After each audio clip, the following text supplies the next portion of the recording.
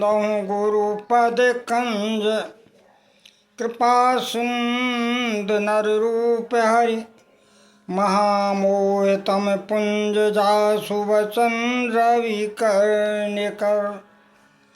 श्री सद्गुरु भगवान की जय। श्री सीताराम जी महाराज की जय। चले हरस तज नगरेंद्र पे तापस बन के भिकारी, उज्जम हरि भगत पाए श्रम तजहि आश्रम चार। जैसे राजा जब दूसरे राज्य पर विजय करना चाहता है तो अपने राज्य को छोड़ देता है। तपस्वी जब साधना में अग्रसर होना चाहता है तो अपने स्थान को बदल देता है। व्यापारी भी व्यापार करने के लिए दूसरे नगर को चले जाते हैं और भिखारी भी अपनी उदर पूर्ति के लिए भिक्षा मांगने के लिए अपने गांव को से अलग चला जाता है, गांव छोड़ देता है। उसी तरह जो भगवान की भक्ति पा जाते हैं वे भी नाना प्रकार के साधनों के श्रम को त्याग देते, चाहे वो चारों आश्रमों के ही जन क्यों न हों, चाहे वो गृहस्थाश्रम हो, वानप्रस्थाश्रम हो, संन्यास हो, ब्रह्मचर्य हो, जो भी आश्रम हो वो सभी अपने साधन श्रम को त्याग देते। यद्यपि संत लोग कहते हैं कि साधन का त्याग नहीं करना चाहिए। गोस्वामी जी ने भी उत्तरकांठ में लिखा है कि साधक सिद्ध विमुक्त उदासी, कवि को वेद कृतज्ञ सन्यासी। साधक सिद्ध विमुक्त उदासी, कवि को वेद कृतज्ञ सन्यासी। जोगी सूर सुतापस ज्ञानी, वो धर्म निरत पंडित विज्ञानी। इतने लोग भी चाहे वो विमुक्त हो जाएं, चाहे सिद्ध हो जाएं, चाहे योगी हों, फिर भी तरहि न बिनु से मम स्वामी, राम नमामि नमामि नमामि। फिर भी उनको भगवत भजन करना पड़ेगा, नहीं तो अपने साधन से गिर सकते हैं। इसलिए अपना साधन पथ को नहीं छोड़ना चाहिए। अब आगे कहते हैं सुखी मीन जे नीर अगाधा, उज में हरि शरण एक बाधा। जैसे मछली अगाध जल में सुखी रहती है, उसी तरह जब जीव भगवान की शरणागति पा जाता है, भगवान के शरण में तन मन वचन से चला जाता है, तो वो भी उसी तरह सुखी हो जाता है। इसलिए हमें भगवान की शरण जरूर ग्रहण करना चाहिए। अब कहते हैं बेनु घन निर्मल सोहे आकाशा, ओ हरि जन एव पर हर सब आशा। देखो, बिना बादलों के आकाश निर्मल हो जाता है, शोभा को प्राप्त होता है। जब बादल हट जाते हैं तो निर्मल आकाश शोभा को प्राप्त होता है।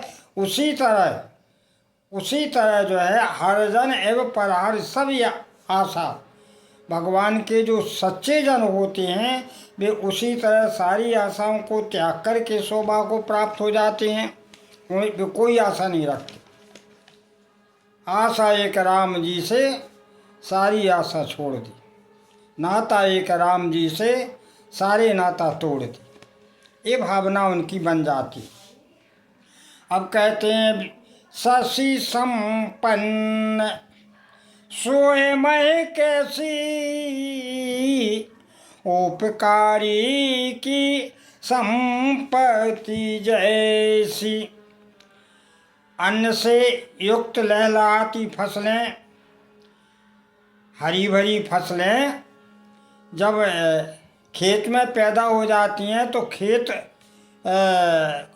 बड़ा अच्छा लगने लगता है, पृथ्वी शोभा को प्राप्त हो जाती, शोभित होती है। हरियाली से पृथ्वी शोभित होती है। उसी तरह जो परोपकार करने वाले जन होते हैं उनकी संपत्ति भी शोभा को प्राप्त होती है। क्योंकि संपत्ति की शास्त्रों में 3 गतियां बताएं। या तो धर्म कर लो, परहित कर लो तो जो है पुण्य के भागीदार बन जाओ, या फिर अपने शरीर में उपयोग कर लो, खा लो पी लो, और नहीं तो फिर वो नष्ट हो जाएगा। इसलिए ये 3 ही गतियाँ हैं। तो परोपकारी की संपत्ति जैसी, जो अपनी संपत्ति से पराय उपकार करता है वो शोभा की प्राप्त उसकी संपत्ति होती है, वो स्वयं शोभित हो जाता। क्योंकि मानस में आया है, परहित सरस धर्म नहीं भाई, ऊपर पीड़ा सम नहीं अगमाई। पराये हित के समान कोई धर्म नहीं है। इसलिए हमें अपने धन का सदुपयोग परहित में अवश्य करना चाहिए, ऐसा संकेत है मानस का। अब कहते हैं आगे, निशितम घन खद्दोत विराजा, निशितम घन खद्दोत विराजा, जन दम्बिन कर मिला समाजा। देखो जो दम्भी लोग होते हैं वे सोचते हैं कि हमारा समाज हो जाए। उसी तरह जैसे जुगनू, एक बार क्या हुआ, ब्रह्मा जी ने जुगनू से पूछा, क्यों भाई हमने तुम्हें प्रकाश दे दिया, तुम प्रसन्न हो कि नहीं हो? तो जुगनू बोले, महाराज प्रसन्न नहीं है। क्यों? बोले सूर्य के मारे हमें को पूछा था। तो ब्रह्मा जी का क्या करें? बोले रात बना दो। रात बना दी गई। अब कुछ समय बाद फिर ब्रह्मा जी ने पूछा कि भाई अब तो प्रसन्न हो? जुगनू बोले, महाराज अबे भी नहीं आ। अब क्या नहीं आ? बोले जो चंद्रमा के प्रकाश के सामने हमारी चलते ही नहीं आ, क्या करें? बोले अंधकार बना दो, अंधकार, अमावस्या की रात बना दो। अमावस्या ही रात हो गई, चंद्रमा भी गायब। अब तारागण को प्रकाश बिखरो। फिर ब्रह्मा जी ने कहा प्रसन्न हो? बोले महाराज अब भी नहीं आ प्रसन्न। पर अब क्या करें? बोले बादल और बना दो, इनको ही प्रकाश ढप जाए। बादल बन गए। अब जुगनू बोले हमारा राज्य, निशि फिर तम फिर घन। तो इसी तरह जो दम्भी लोग होते हैं वे अपना ही राज चाहते। महावृष्टि चल फूटे के आरी, जिम स्वतंत्र भय बिगड़े नारी। ओ कृषि निरावे चतुरी किसाना, ओ जिम बुध तजही मोहे मद माना। देखो जब खेतों में चारों तरफ मेड़ होती हैं, क्यारियों में भी चारों तरफ मिट्टी डाल दी जाती है ताकि क्यारी का पानी क्यारी में भरा रहे। तो जब वृष्टि होती है तो कोई बात नहीं, लेकिन जब महावृष्टि होती है तो बड़े बड़े मेड़ों की, खेतों की मेड़ भी कट जाती है, बड़े बड़े बांध भी फट जाते हैं। तो महावृष्टि से जैसे क्यारी फूट जाती है उसी तरह स्वतंत्रता तो मिलना चाहिए, लेकिन अधिक स्वतंत्र होने से स्त्री का शील नष्ट हो सकता है। इसलिए हमारे शास्त्रों में माताओं को 3 जगह सुरक्षित स्थान बताए। जन्म से लेके जब तक विवाह नहीं होता है वहाँ माता पिता के संरक्षण में रहे, विवाह के बाद पति के संरक्षण में रहे, वृद्धावस्था में पुत्रों के संरक्षण में रहे, तो उसका जीवन कल्याणमय बन जाता है। इसलिए अधिक स्वतंत्र होने से जिम स्वतंत्र हुए स्त्री का शील जो है नष्ट होने का भय, ऐसा शास्त्रों ने आज्ञा दी।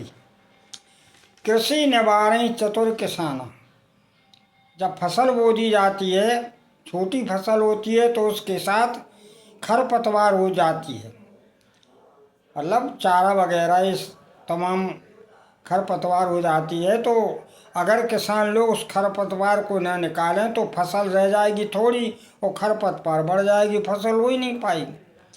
तो किसान उसको नीदते हैं, माने निकाल देती है, तो फसल फिर बढ़ती है। उसी तरह जो बुद्धिमान लोग होते हैं, जो परमात्मा के सद्ज्ञान को पाना चाहते हैं, वो भी धीरे धीरे अपने मोह मद और अभिमान को त्याग देते हैं, ताकि उनका सद्ज्ञान आगे प्रकाशित हो जाए।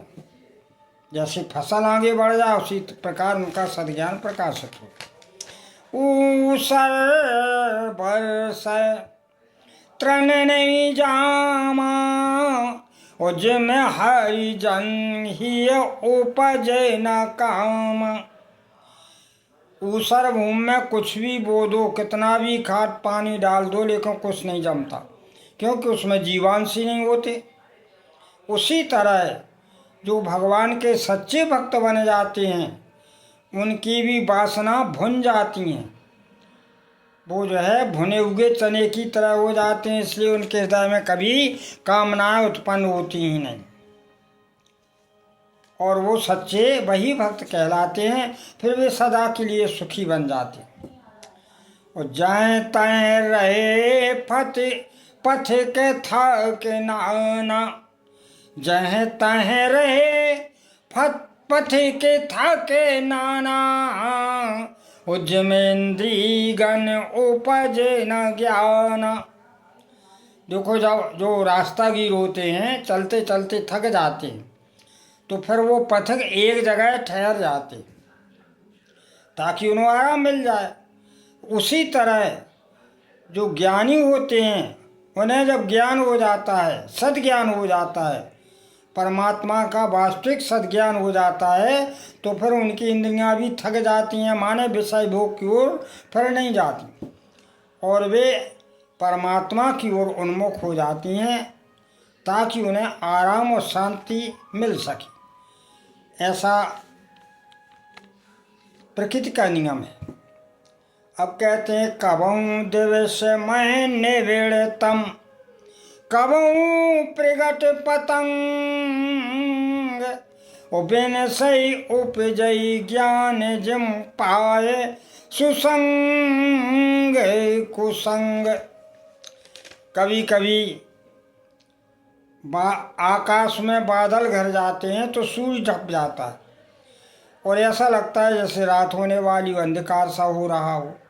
कबहू दिवस में निविड़तम, कभी कभी दिन में भी अंधकार आ जाता है। और कबहू प्रगट पतंग, और जब बादल हट जाते हैं, सूर्य निकल आता है तो प्रकाश आ जाता है। ऐसी स्थिति बरसात में होती है। तो उसी तरह जब हम कुसंग में जाते हैं तो हमारा ज्ञान ढप जाता है, माने अंधकार में चले जाते, अज्ञानता हमारे ऊपर छा जाती है। और जब हम सत्संग में जाते हैं तो मानो ज्ञान का सूर्य उदय हो जाता है, हमें परम शांति मिलती है। तो इसलिए हमें सदैव सत्संग ही करना चाहिए, ऐसा शास्त्रों का आदेश है। शास्त्रों का ऐसा कहना है कि जीव को हमेशा सत्संग करना चाहिए, कुसंग में नहीं जाना चाहिए। देखिए, एक छोटा सा भाव है कि हम यज्ञ पूजा व्रत तीर्थ तो इसलिए नहीं कर पाते कि उनको धन चाहिए। अब धन है नहीं है तो कहाँ से कर लो। वो तपस्या साधना इसलिए नहीं कर पाते कि उनको वैराग चाहिए और दृढ़ संकल्प चाहिए। अब संकल्प ही फेल हो जाए तो कहाँ से साधना हो रही। तो ये भी फेल हो जाते हैं। और इस कलयुग में इतनी मलिन बुद्धियाँ हो गई हैं कि साधन में मन ही नहीं लगा। अब संसार सागर से कैसे पार जाए, ये जीव इस कलयुग में कैसे पार जाए।